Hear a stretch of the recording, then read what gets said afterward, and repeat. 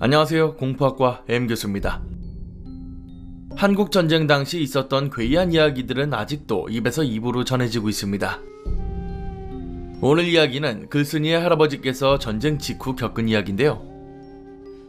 저도 엄청 몰입해서 봤고 상당히 재밌습니다. 가시죠. 1960년대 초 한국전쟁이 끝난 지 약 10년이 지난 시점에 강원도의 한 산골 마을에서 벌어진 일이다.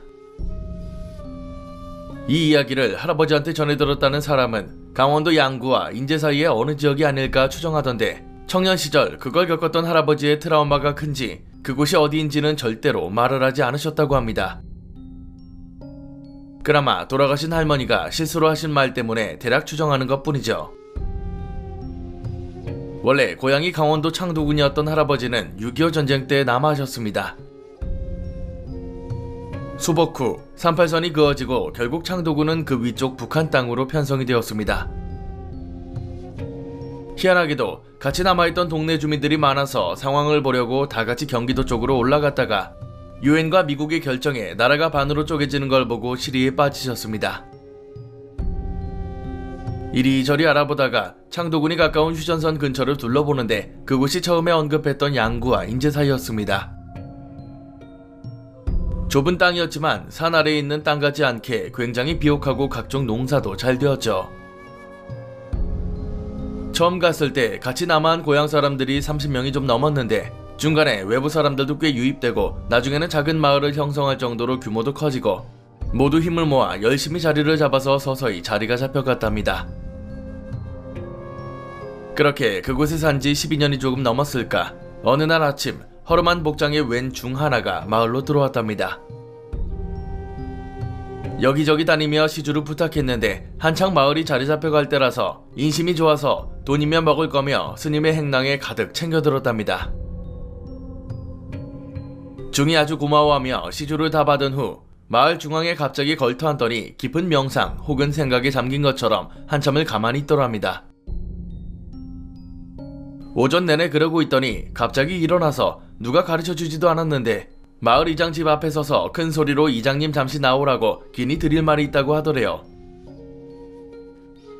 벼락같은 울림에 깜짝 놀란 이장이 급하게 문을 열고 나와서 연유를 물었더니 중이 이장과 집 안으로 들어가서 1시간가량 이야기했고, 이장이 굉장히 침통한 얼굴로 나와서 마을의 나이가 40 이상 되는 사람들을 다 불러 모았습니다. 중의 이야기를 요약하자면 이렇습니다. 당신네들 고향이 이곳이 아니라는 건 안다. 이 땅은 700년 동안 사람이 살지 않는 곳이다. 원래 우거진 숲이었는데 어떤 영적인 인과에 의해서 지금과 같이 사람이 살 수 있게 보이는 비옥한 땅으로 바뀌었다. 하지만 이곳의 주인은 악귀들이다. 보통 원귀나 악령과는 차원이 다른 존재이며 그들은 지옥의 야차나 나찰 같은 무서운 요괴다. 자기들의 땅에 인간이 와서 털을 잡고 사물을 마음대로 바꾸고 땅을 뒤집으니 어찌 분노가 일지 않겠는가. 이들이 지금 금제에 걸려있어 활동을 못하는 것뿐이지 곧 풀리게 된다. 3주 안에 준비를 마치고 달포가 되기 전에 마을을 떠나야 한다. 달포가 되기 전에 마을을 떠나지 않으면 마을은 피칠갑이 되어서 단 한 사람도 살아남지 못하리라. 항상 휴전선 이북의 고향을 그리워하며 살던 이들이기에 그 말은 청천벽력과도 같았답니다.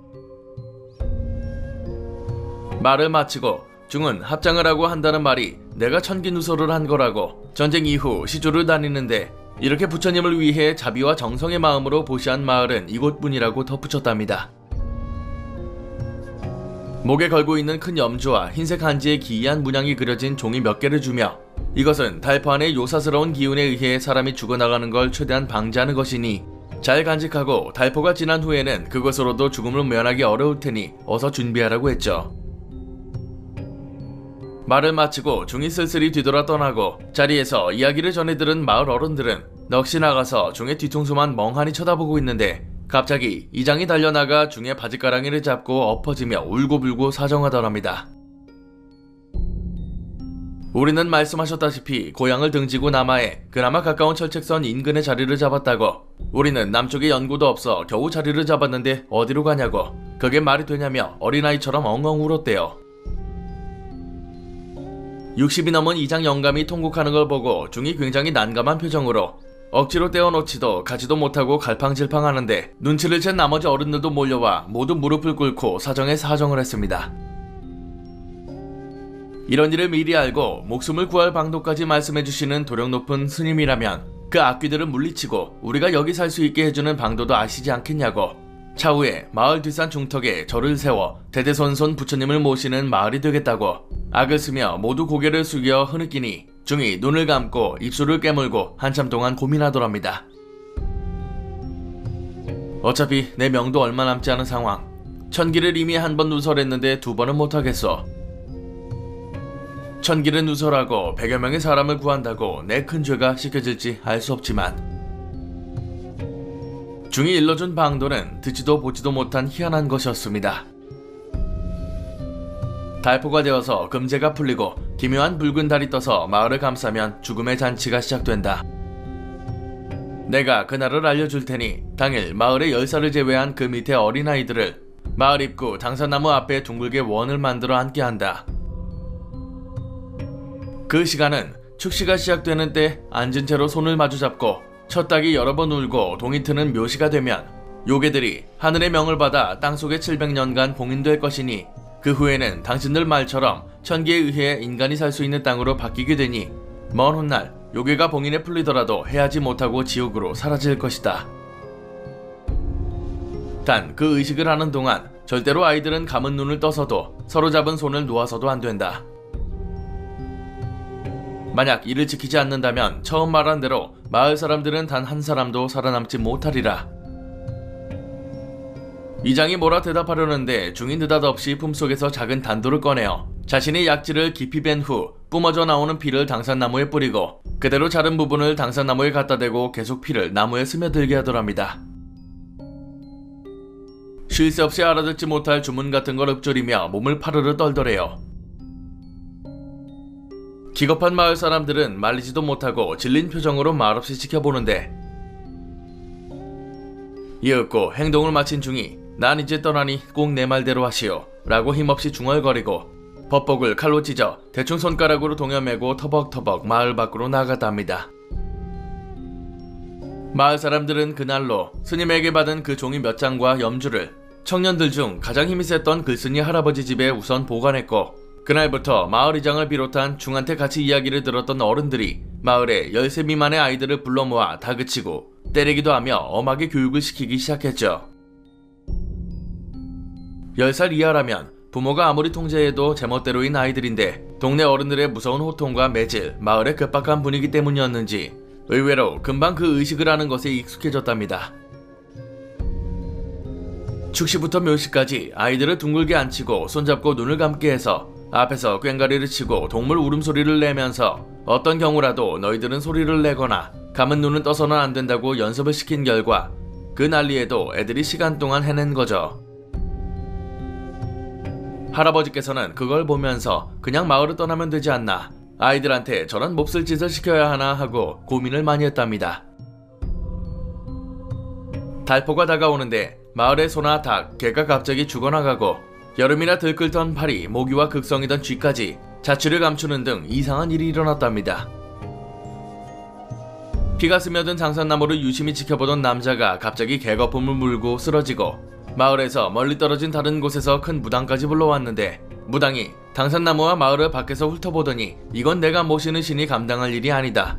어떻게 지옥 위에 마을이 생겼는가 라는 알 수 없는 말만 하고 그대로 주랭랑을 쳤죠. 의식을 치르는 날이 되고 일찌감치 동네 애들은 이장집에 모여있다가 축시가 임박하자 그 당산나무에 모두 모여 손잡고 앉았는데 이장이 엄하게 단속한 후 어른들은 각자의 집으로 들어가 문을 꼭꼭 걸어 잠궜답니다. 마을의 닭이 모조리 죽어버려서 악귀를 쫓는다는 흰개 몇 마리와 닭을 미리 준비해서 이장의 집 안에 묶어놓았죠.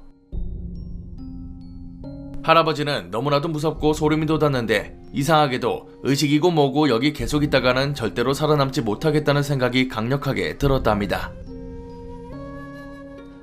그래서 그 종에게 받은 염주와 종이를 품에 가지고 마을 뒷산으로 해서 혼자 몰래 빠져나갔다는 거죠. 마을을 벗어날 때 이장집에 묶여있던 개가 끈이 풀려서 자신을 쫓아나왔는데 이상하게 벽이라도 쳐진 듯 마을 경계선상에서 더 이상 전진하지 못하고 계속 그 자리에서 엎어지고 낑낑대며 울부짖더랍니다. 그걸 눈앞에서 목격하고 더욱 확신을 가지고 죽을 힘을 다해 산을 넘는데 갑자기 마을 쪽에서 이 세상의 것이 아닌 듯한 짐승들의 울부짖음과 고함 소리, 무슨 웃음소리와 뭐가 계속 부서지고 내려앉는 소리가 끊임없이 들려왔습니다. 그러다 너무 공포에 질린 나머지 그 자리에 쓰러져 기절해버렸는데 눈을 뜨니 그 다음날 낮이었고 비가 조금씩 내리고 있었죠. 울부짖으며 도망을 치다가 너무 양심에 찔려서 길을 크게 돌아 다시 마을 입구를 먼 발치에서 볼 수 있는 곳까지 죽을 힘을 다해 가서 마을을 봤답니다. 그런데 그 중에 의식을 한 당산나무가 세로로 쪼개져 벼락을 맞은 듯 시커멓게 타버리고 살점 같은 것들과 피가 당산나무 근처로 비를 타고 무시무시한 모습으로 형성되어 있었죠. 마을의 집들은 모조리 폭삭 내려앉아 있어서 멀리서도 참혹한 풍경이 보였고 그 자리에 앉아 대성통곡하는 와중에 마을에서 이상한 느낌이 들어 겨우 도망쳤다는 겁니다.